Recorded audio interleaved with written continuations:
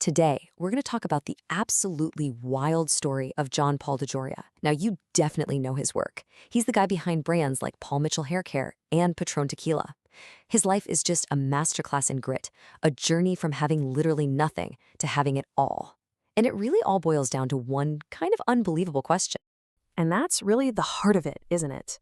How does a guy who is actually living out of his car, picking up cans just to get by, go on to create not just one, but two completely separate billion-dollar companies? I mean, the distance between those 2 points in life feels, well, it feels impossible. So let's dig in and see how he pulled it off.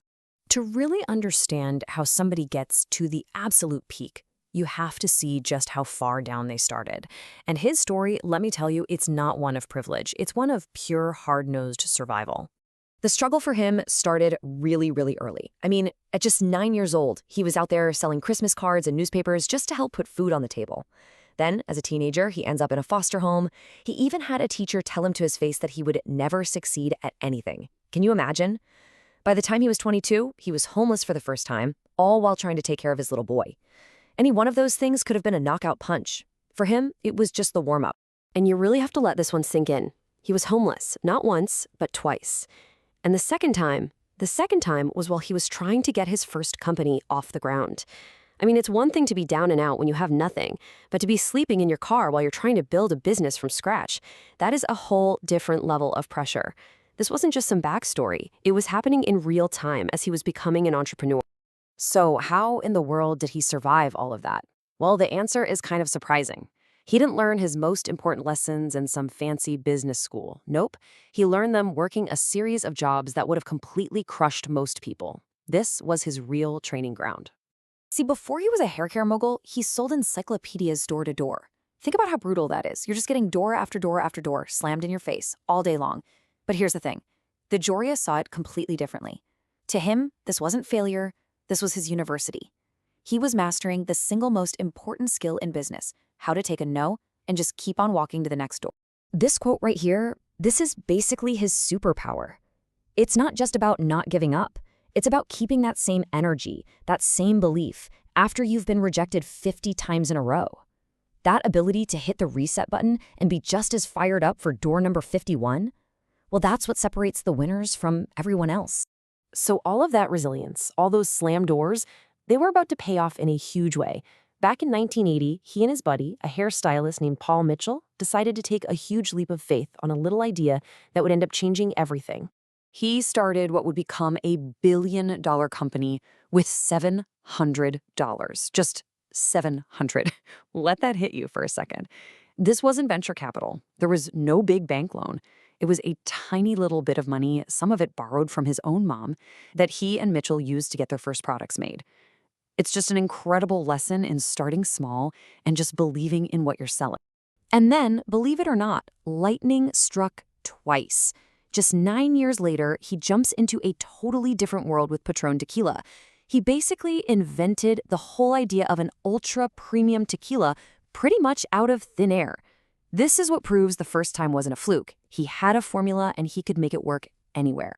And I mean, the results, they speak for themselves.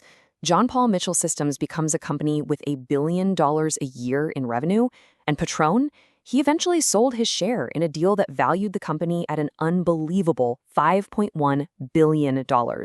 All of that from a $700 start? It's just mind-blowing. So what was the secret sauce? He boils it down to this one really simple but brilliant idea. He calls it being in the reorder business. The whole philosophy is, don't just worry about selling something once. Make a product that is so good, people have no choice but to come back and buy it again and again. For Paul Mitchell, it was creating salon-level shampoos people would hunt down to use at home. For Patron, it was taking tequila from just a cheap party shot to a smooth, premium spirit you'd want to sip. That loyalty, that's how you build an empire that lasts. Okay, so the story is obviously super inspiring, but it's also packed with a ton of wisdom. DeJoria basically took everything he learned about money and distilled it into 3 super simple rules that pretty much anyone can use. Think of this as his personal playbook for financial peace of mind. So here they are, his 3 big rules. Rule number 1, pay off your house. As a guy who's been homeless, he knows that owning the roof over your head is the ultimate security blanket. Number 2, Save up 6 months of living expenses. That little cushion of cash is what gives you the freedom to take a risk or handle a crisis without panicking. And third, and this is a big one, invest in yourself and your own business first. Why? Because it's the one investment you have the most control over. But here's the thing about DeJoria. For him, making billions of dollars, that was never the finish line. It was just the fuel for a much, much bigger purpose. This last part, this is what he believes success is really all about.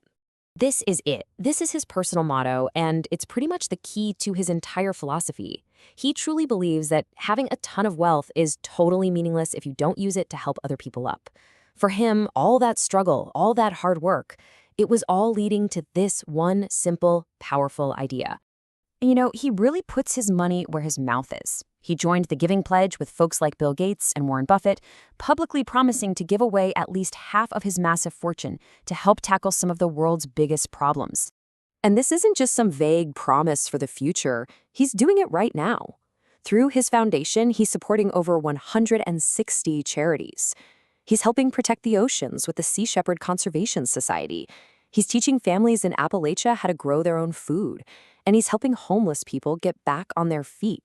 He is turning his own success into real, measurable good in the world. And so we end with the question that his entire life seems to ask all of us.